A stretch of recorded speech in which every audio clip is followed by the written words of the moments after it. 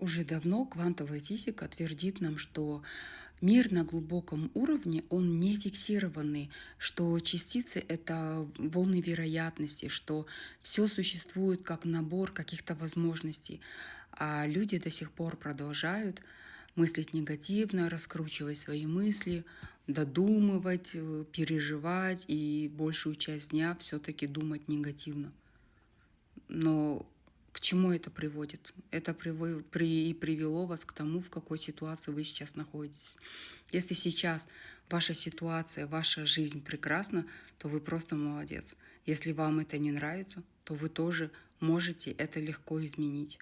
Просто начните вибрировать на совсем другой частоте, говорить себе совсем другие вещи, думать совсем другие мысли, чувствовать, испытывать благодарность, посылать людям любовь, ставить мне лайки, подписываться.